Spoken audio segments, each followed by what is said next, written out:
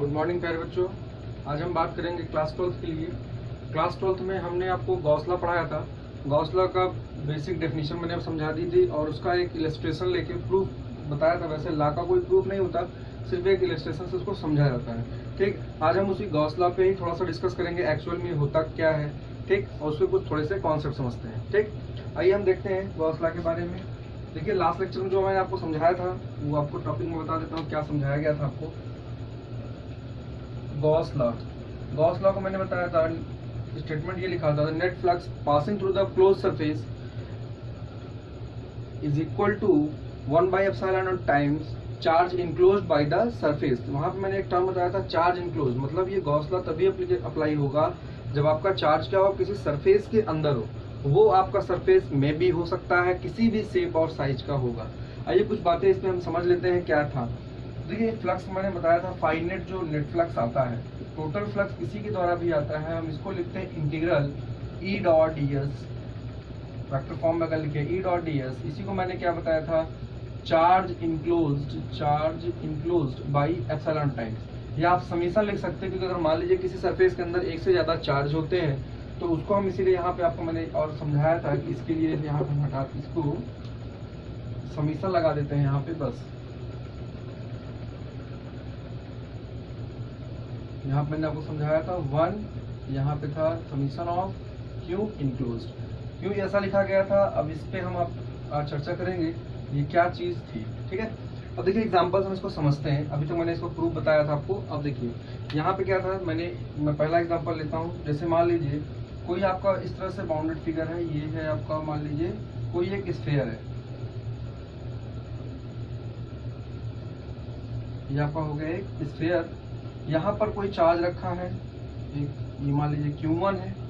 यहाँ पर एक चार्ज है Q2 हो, यहाँ पर एक चार्ज है Q3 है, यहाँ पर एक चार्ज है Q4। ठीक है बच्चों, ये चारों चार्ज जो है आपके सरफेस के अंदर है।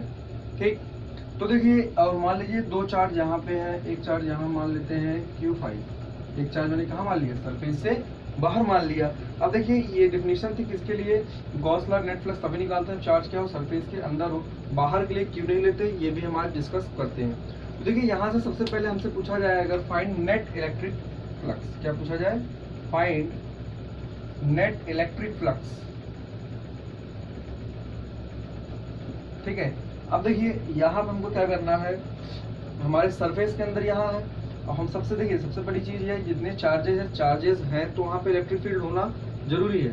ठीक है, लेकिन अब यहाँ पे नेट फ्लक्स की बात कर रहा है, तो देखिए पहले हम इसमें इलेक्ट्रिक फील्ड निकालते हैं। सबसे बड़ी चीज, हम इलेक्ट्रिक फील्ड अगर बात करें तो देखिए ये यहाँ पे अगर चार्ज अंदर है, इसकी इलेक्ट्रिक फील्ड लाइन्स ऐसे जाएंगी बाहर, इधर सब पूरी जगह। इस तरह हम इसको नहीं बनाते हैं, बस आपको समझाते हैं।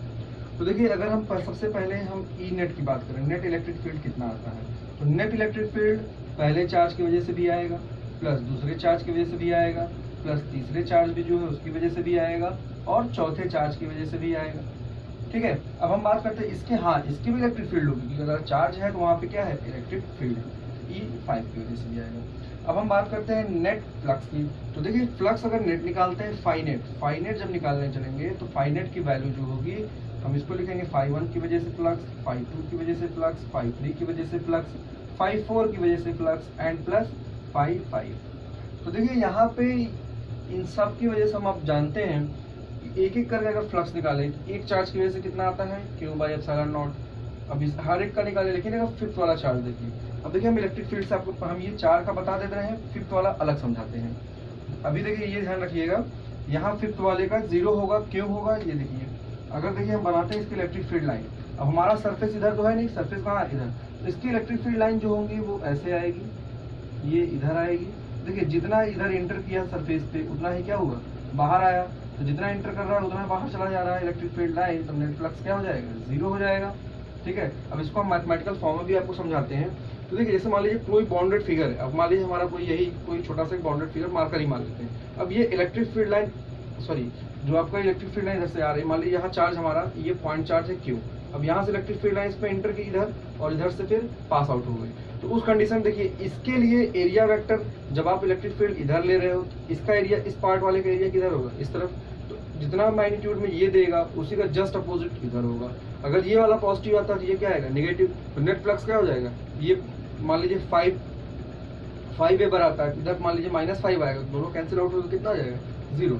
इसी बात को मैथमेटिकल आपको समझाते हैं। अब देखिए यहाँ पे क्या है, इसकी वजह से फ्लक्स जो आ रहा होगा 5-1 की वजह से, 5-1 चार्ज अगर 1 है तो यहाँ हम लिखेंगे Q1/ε0 plus charge flux second की वजह से according to Gauss law Q2/ε0 plus इसके लिए Q3/ε0 प्लस इसके लिए Q4/ε0 और इसके लिए फ्लक्स कितना है 0।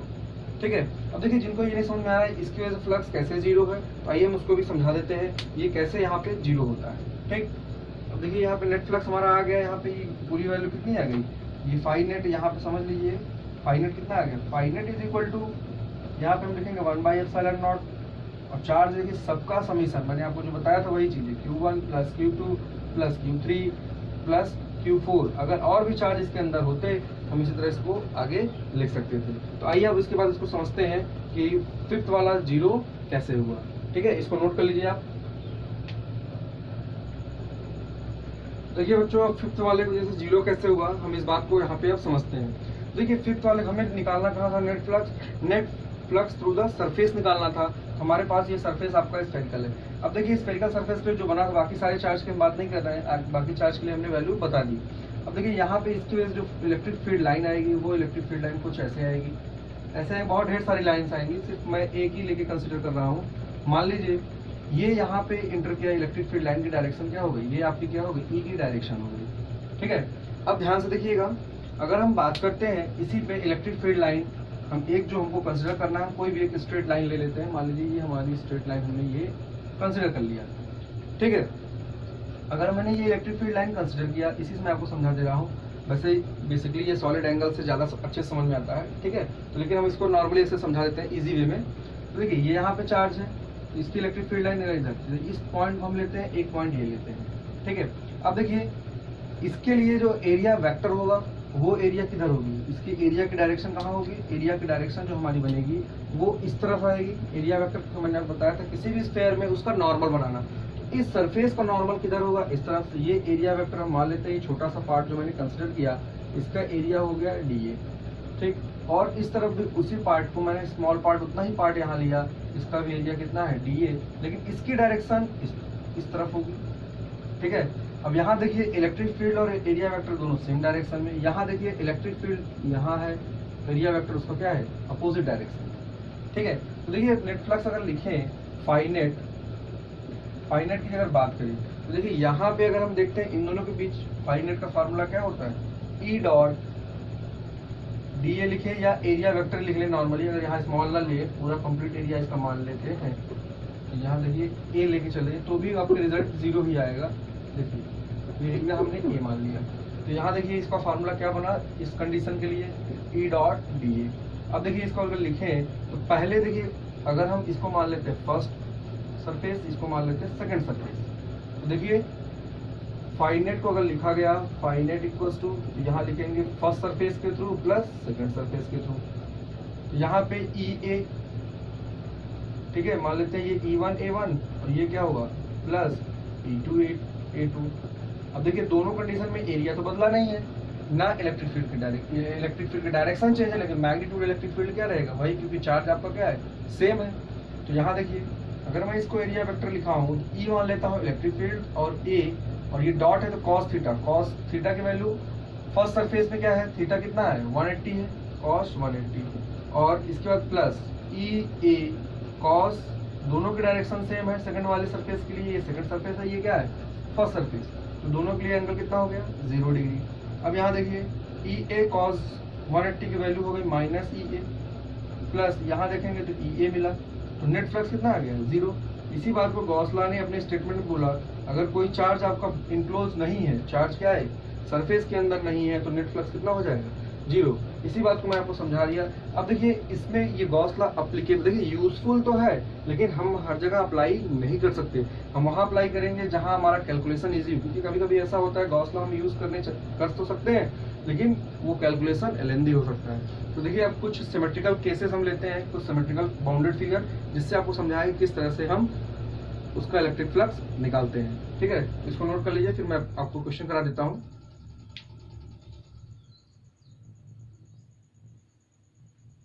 देखिए बच्चों, अब एक क्वेश्चन हम आपको समझाते हैं। ठीक है, जैसे मान लीजिए कोई क्वेश्चन आपसे पूछा गया, फिगर देखे, मान लीजिए आपके पास ये स्फीयर है, अभी हम आप स्फीयर की बात कर रहे हैं, अगर इस पे चार्ज कहीं सेंटर पे इसके रखा हो, सिमेट्रिकल एकदम, यहाँ पे इसके सेंटर पे अगर मैंने प्लेस कर दिया, ये चार्ज आपका है Q। ठीक है, तो इसके द्वारा आपने फ्लक्स निकाला। अब आपसे पूछा गया find the net flux, find net flux through the, find the net flux through the surface, या आप लिख सकते हैं थ्रू द चार्ज Q। अब चार्ज Q कहाँ रखा हुआ है? सरफेस के अंदर रखा हुआ है। तो देखिए यहाँ पे मैंने ये कहाँ रखा है? ये सरफेस के अंदर plus centre of the surface रखा गया है, मतलब सिमेट्रिकल फिगर बनेगा। ठीक है, इस केस में अगर हम फ्लक्स निकालते हैं तो देखिए आप फार्मूला पढ़े हो, फाई नेट की वैल्यू डायरेक्ट आप लिख सकते हो, फाई नेट कितना आ जाएगा? Q upon epsilon not. ये आपका क्या हो गया? फार्मूला हो गया। ठीक है, अब देखिए क्या करेंगे, यहाँ पे अगर हम आपसे पूछते हैं कि इसके हाफ पार्ट पे, कहने का मतलब अगर हम इसको ऐसे सिमेट्रिकल डिवाइड करें तो ये जस्ट लाइक इस तरह से कट कर दिया जाए, ये स्फीयर है, ये ध्यान रखिए, ये कैसा है? स्फीयर। अगर मैं इसके हाफ पार्ट को कट करूं तो इसका देखिए फिगर कैसा बनेगा, ये फिगर कुछ ऐसा आएगा। ठीक है, देखिए ये फिगर आपका ऐसा बन जाएगा। अब यहाँ पे चार्ज हमने क्या प्लेस किया है? Q। अब आपसे पूछ रहा है इसके द्वारा फ्लक्स कितना होगा। अभी तक मैंने कंप्लीट फिगर के लिए निकाला, कितना आया? Q by epsilon not. अगर हम इसके लिए पूछे हाफ पार्ट के लिए, तो हाफ पार्ट के लिए क्या आंसर होगा? देखिए, क्योंकि ये सिमेट्रिकल फिगर है, अगर टोटल के लिए कितना आ रहा है? Q by epsilon not. अब इसके लिए देखिए इस तरह के क्वेश्चन में क्या करेंगे, पहले हम इसको कंप्लीट फिगर बनाएंगे। फिगर बनाने के बाद देखिए फिगर बन गया, इस तरह का शेप ले लिया। जब ये स्फीयर बन चुका है, ये अभी क्या था? Hemisphere. अब क्या बन गया? ये स्फीयर। तो स्फीयर जब बन गया तो कितना आया था? Q by epsilon not. तो हाफ पार्ट के लिए कितना हो जाएगा? अगर पूरे के लिए Q बाय एप्सिलॉन नॉट है तो फॉर, यहाँ लिखेंगे फॉर सेमी, या लिख सकते हैं हेमीस्फीयर। फॉर हेमीस्फीयर के लिए, hemispherical surface, hemispherical surface, phi net की वैल्यू कितनी हो जाएगी? फाई नेट इक्वल्स टू जो आएगा हेमीस्फेरिकल सरफेस के लिए, अगर टोटल के लिए Q बाय एप्सिलॉन नॉट, तो हेमीस्फीयर के लिए 1Q अपॉन 2 एप्सिलॉन नॉट होगा। ठीक है, अब एक एनसीईआरटी क्वेश्चन आपको समझा देते हैं। एक एनसीईआरटी में क्वेश्चन दिया हुआ है, आप देख लीजिएगा अपनी बुक पे। ठीक है, एनसीईआरटी में है, एक मान लीजिए आपके पास प्लेट सीट है। ठीक है, ये आपकी प्लेट सीट है जो कि a/2 डिस्टेंस पे, यहाँ से ये चार्ज रखा गया है Q, जो कि डिस्टेंस है a/2 पर। ठीक है, अब आपको पूछा है find phi net through charge Q। ठीक है, हम डायरेक्ट निकाल देते हैं फाइंड नेट। अब देखिए इसके लिए क्या करना होता है, अब यहाँ पे गॉस लॉ कैसे अप्लाई होगा? सबसे पहले इस चार्ज को हम क्लोज करेंगे। क्लोज करने का मतलब देखिए बेसिकली सिमेट्रिकल फिगर है, a/2 यहाँ पे, तो a/2 हम क्या करेंगे? आगे की तरफ जाएंगे, तो a/2 जब पूरा ले लेंगे, देखिए इसको हम एक तरह से इसको चार्ज अगर क्लोज करें, थोड़ा सा फिगर अच्छे से बना लीजिएगा। देखिए मैं इसको अलग से बता देता हूँ, ये ऐसा आएगा फिगर, ये ऐसा क्यूबिक क्लोज होगा, ये ऐसे आप बनाएंगे यहाँ पे, और ये सिमेट्रिकल रखा हुआ है a/2 डिस्टेंस, बाकी सारी डिस्टेंस कितनी है? a। ये देखिए इस तरह से, और ये चार्ज जो प्लेस किया है, ये प्लेट सीट से यहाँ पे कहीं प्लेस किया है, जो कि ये डिस्टेंस अगर a/2 है तो टोटल डिस्टेंस कितनी होगी? ये a हो जाएगा, ये भी a हो जाएगा, और ये भी a हो जाएगा। अब यहाँ देखिए, अगर ये क्लोज बाउंडेड फिगर की वजह से कितना है phi net? Close bounded figure, क्योंकि आपका सरफेस पूरा क्लोज्ड है, इस पूरे में जो इसमें से फ्लक्स पास आउट करेगा वो कितना होगा? Q बाई एप्सिलॉन नॉट होगा। ठीक है, अब ये देखिए ये कहाँ पे है? हमसे सिर्फ एक सरफेस के लिए पूछा गया है। किसके लिए पूछा गया है? एक फेसेस के लिए, सिर्फ एक फेस के लिए पूछा गया। अब सोचिए अगर आपका टोटल कितना है? Q by epsilon not, total faces की वजह से, क्योंकि देखिए यहाँ पे जो चार्ज है, अगर इसमें देखिए electric field line pass out करेगी, यानी total count of number of electric field line passing through the surface, तो यहाँ देखिए इलेक्ट्रिक फील्ड यहाँ पास होगी, इधर भी पास हो रही है, इधर भी पास होगी, इधर भी पास होगी, इसके बैक साइड में पास होगी, और फ्रंट साइड में। टोटल फेसेस कितने हैं? 6 फेस है इसके। पूछा किसके लिए गया है? एक फेस के लिए। तो देखिए फॉर सिंगल फेस के लिए अगर हम आंसर लिखेंगे इसके लिए, ये कितने? 5। फॉर 6 फेसेस के लिए आपका कितना है?